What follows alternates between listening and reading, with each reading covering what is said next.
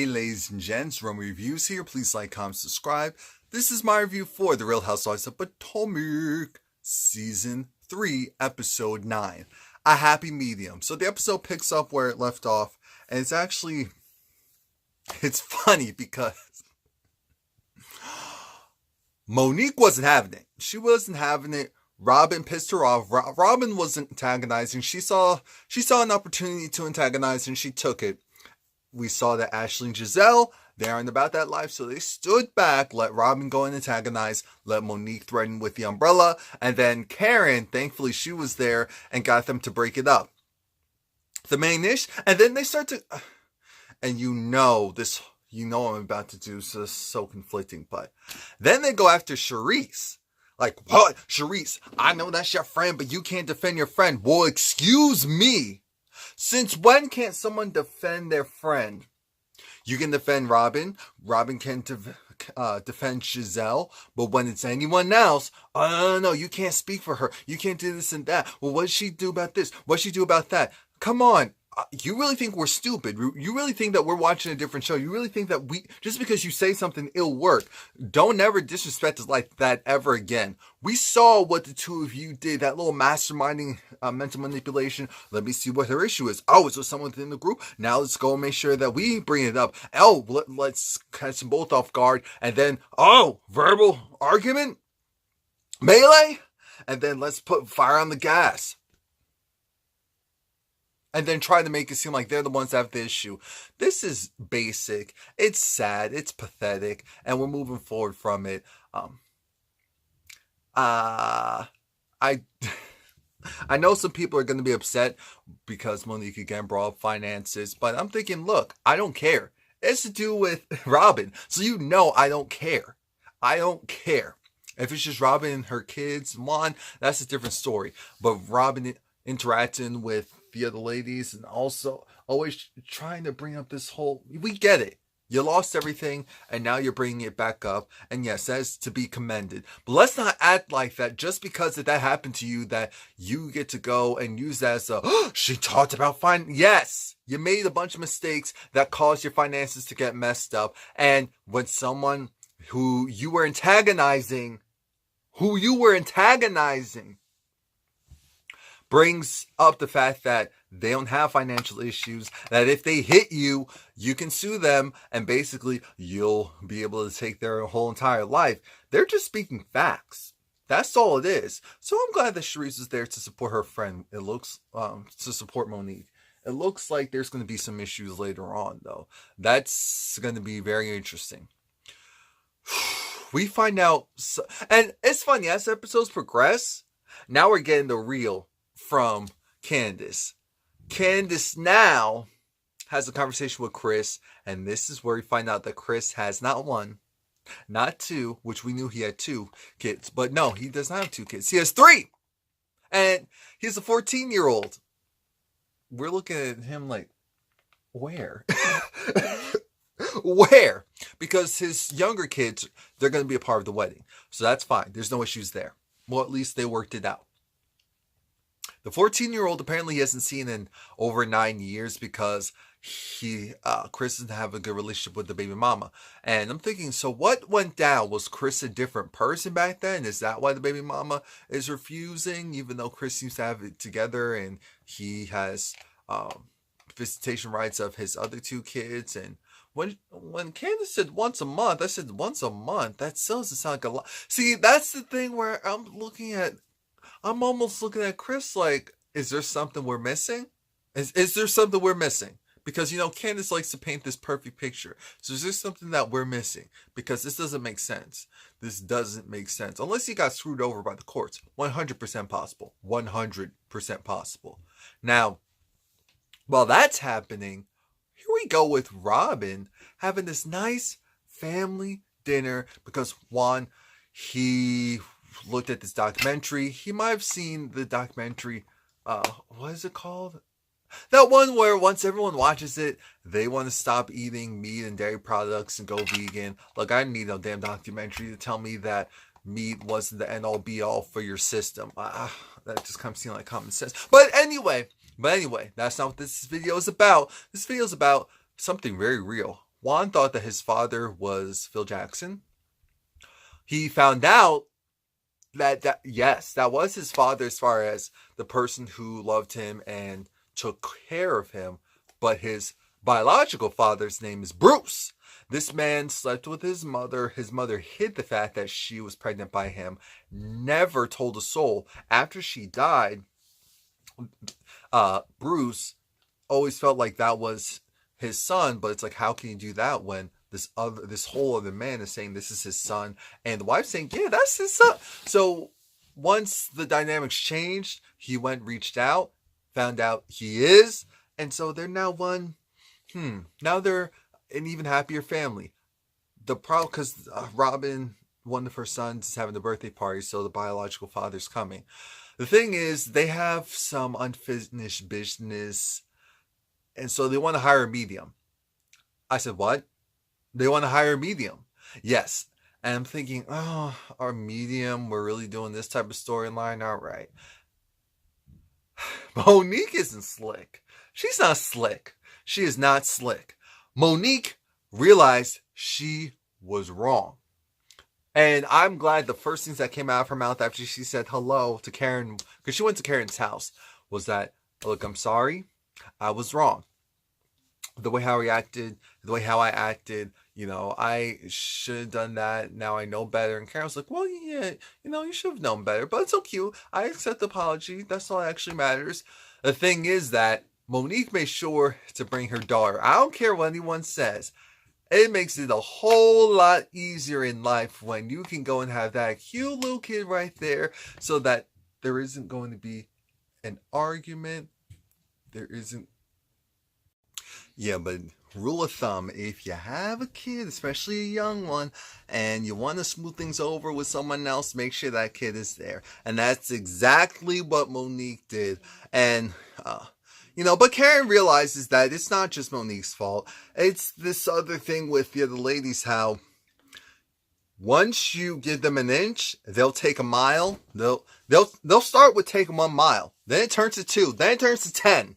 And you're like, wait a minute. How'd you just take all that away from me? How'd you just go and do all that to me? Even though we're supposed to be cool. See, that's the thing with some of them. Some of those ladies like to play that game of, oh, okay, let's bond. Let's communicate. Just so that they can have ammo on each other. And Monique fell for it. She fell hook, line, and sinker. And it was interesting again how she was like, I definitely wasn't going to hit Robin because I don't want her to take everything that I own. Because she would have. I'm sure she would have. Monique's also in the middle of planning this, filling up these trailers for Hurricane Harvey. And she actually wants to put together an event last minute. And when I say last minute, she had 24 hours advance notice. That's the advance notice that people had to go and get stuff together. And so we'll talk about that a little bit later. But after all of that, Candace now brings her mom to Chris's restaurant because she likes the restaurant. She likes the food. Candace talks about her mom loves to get this barbecue. Her mom orders some type of salmon dish. But that's not important. What is important is that 2 things. One, the mom found out of Candace and this whole wedding thing. She doesn't like the fact how her mom makes her feel a certain way about just marriage in general, and her line of questioning. It's not necessarily supportive. And when I say necessarily, I mean it's not supportive, period. From Candace's point of view. Excuse me. Now, Candace has to tell her mom something really, really, really, really serious. And she with the dramatics. Hold on. It's something really important. It's really something important. Her mom's looking at her like, little girl, if you don't go and just tell me what it is. But Candace finally lets it be known that she didn't tell her mom the full truth. Chris has 3 kids. He has a 14-year-old, and that 14-year-old he has been able to see for years. And the mom was just like, oh, okay, I got it. And I was surprised too. I was surprised, but sometimes you never know. That's why you have to give people the opportunity to either sink or swim, because you never know. You never know what could be someone's breaking point or a commonality. And I think that maybe due to the fact that Candace's mom can understand how a how a mother and father could be at odds, and that could cause a wedge in between them seeing the kids, or the communication, the back and forth. I think that's why she was probably a little bit more open, because she was probably thinking, that almost happened with that almost happened with your father and I. So I get it. That's not what she said, but that's what I'm thinking. Because next thing we know, Chris comes and he starts crying, because it's just like, it's a lot. It's hard, because he tries to reach out, and then the mom was essentially threatening, like, if he does, then restraining orders and all this stuff. And again, that's what I'm thinking. What happened? What happened? I need more details, because this is big. This is really big. But then it also sounds like at this point, Chris might be afraid of, it's been all these years. What if his son doesn't even want to see him? What if his son's just like, oh yeah, forget you. We've had all of this opportunity to go do X, Y, and Z, and you didn't make it happen. You didn't find a way. And her mom just tells him, you always have to fight. You always have to try. And so it's good advice. Then we see Giselle, and Giselle's having a moment. She has a lot going on. She has her kids. Her mom was actually in Texas, and her mom's okay. This is when Harvey hit. So her mom's okay. The problem is that she feels like, okay, her mom actually wants her to move down here and live with them, get this big house. What about Sherman? Sherman is a no-show right now. He has his own thing going on. And my biggest thing is that you have to see, the thing is, from a regular standpoint, I can see why Giselle would feel the way that she feels, because she has a lot going on. She really does. And so I can't fake it and act like I feel so sorry for her. And it's not because of a money thing. It's just about the way how you portray yourself on this show. That also determines how I treat you on a day-to-day basis when it comes to episode by episode. What I can say is, I do appreciate the fact that we are seeing the other side of Giselle, not just the raw, see me roar type, because even though that's good, it also creates a false sense of image. That's how I'll phrase it, a false image. And that false image comes into play when things like this, when you actually are willing to show vulnerability, and people are just like, meh, to it. Next thing we know, we're at the event, at Monique's event for Harvey, and as Charisse tells it, it's thanks to her friends that the event was organized. They got the tents and all of that ready to go. They have the U-Haul trucks. And you know what? I'll just have to give, Charisse it, because I'm sure she played a big part, because Monique never said anything about that once. It's raining, but Candace is there with Chris. Candace is labeling. Chris is doing the lifting. Giselle shows up. So I said, okay. Giselle brought, a couple of things to water, maybe some other stuff as well. But Giselle, I guess because no one was really talking directly to her, she just felt like, oh, well, whatever, and then left. So I said, fine. No problem.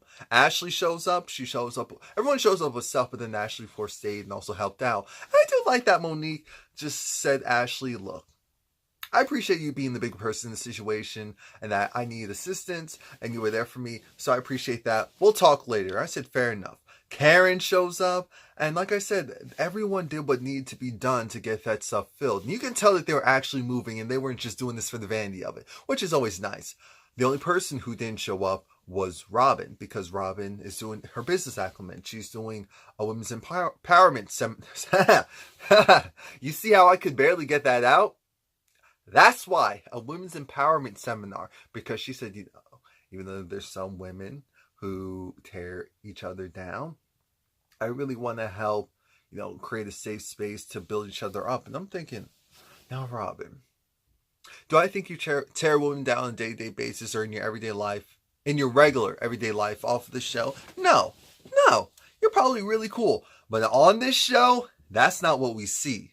So I'm not going to go and pretend like, whoop, whoop. Nope. Nope. I'm not doing that.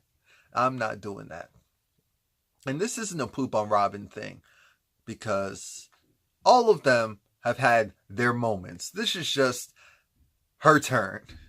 So, actually, her turn's over, because now we're going to go on to Ashley. Ashley meets up with Monique, and it's fine for now. You know, they have this lunch. They're just kind of like, huh. But then they finally get to the nitty-gritty. Monique didn't appreciate the fact that Ashley is supposed to be my friend, and he went to the enemy and told them some crazy stuff that makes me look bad. I work with a lot of charities, a lot of children's charities, and so that's a big deal. You know, potentially being labeled as an alcoholic or irresponsible. And I said, okay, that makes a lot of sense, just like it did before. Ashley apologizes that the way that she said it made it sound like she had an alcohol problem. But Ashley wanted to also note that Monique brought tea. Of course Monique brought tea. You're talking about her drinking habits. She might not ever drink in front of you again. I mean, let's be clear. Unless that was a Long Island iced tea that you were drinking, which is possible, you might not have been drinking something alcoholic either, Ashley. So two can play that game. Again, I'm just guessing. Now, what else happened? Because Ashley, that look on that face, on her face made it look like she wanted to laugh, which irked me. I'm thinking, Ashley, this isn't funny. These aren't jokes. This is real life. What? Because then the confessional, she's like, okay, I apologize. I did what I need to do. But let's be very clear. Monique knows how much she drank, and I know how much she drank, and that's all that really matters at the end of the day. And Ashley does this every single season. Every single season. Come on now. It's because on one hand, she's honest. But on the other hand, it almost feels like she only does that so that you can go and tell her your stuff, so that she can go and make it a big conversation about everyone. Well, that's not how life is. We don't just go and start telling other people's stuff just so that we can have this great big conversation and have these magical breakthroughs. Oh, Jesus, fix it. The last part of the episode was actually Robin bringing on this, I'm not going to call him a ghost whisperer. I'm not going to do that. This psychic.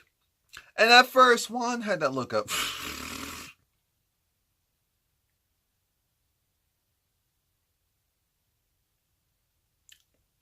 I won't laugh. I won't laugh. I won't laugh. I won't. But then, this guy was good because, and at first I'm thinking, okay, I went onto Google to see what would quickly come up if I Googled a couple of things. And I said, okay, I don't know how quickly she called this person. I don't know how much time they had to go and research anything. But I must say, the way how he delivered that information, it made me look at him like, wait a minute now. No, really. Wait a minute now. Is this real life? Is this real life? Because he got Juan's mother's actual name, which is nickname, which is Nita, and I'm thinking, okay. And then he talked about how she had, drug issues, and how her death, it wasn't, there was some scandal with her death, and how his father, so he had his biological father, his name starts with a P, and not his biological, the man who raised him, his name starts with a P, and now they're super proud of him, but she wants to, let him know that his biological father is actually someone else. And so I'm thinking, like I said, this guy's delivery of the information made me feel like, now hold up now. Because at first I was getting spooked for. At one point I was getting spooked out for them. Like, what the? But how did he? But where this? And then it got to the meat and potatoes, the stuff that we really are focused on, which is the investment guy, the guy who was their friend, who took their money, invested it, and then lost it all, and then jumped off a bridge and committed suicide. And because I don't think they actually talked about his personality. They did kind of, because I don't think they really did. So this guy, the fact that he was able to go and say how, he actually doesn't feel sorry for what he did. He's definitely not apologizing. I'm thinking, Robin, you're trying to get an apology out of someone who's already dead. But okay, that's not exactly how that works. But okay. But like I said, this guy, I don't care what it says. I believe this was legit, which freaked me out. I was looking at him like, really? Well, I really appreciated it because it's like the closure that he needed, and also his mother approved of Robin and that she was really there for him and all of this. I think that's great. So that's how we end that. But the rest of the season looks like, Potomac, I'm so glad it's finally getting the support that it deserves, because this show, it's gotten better over time. Very few shows get better over time. So that's it.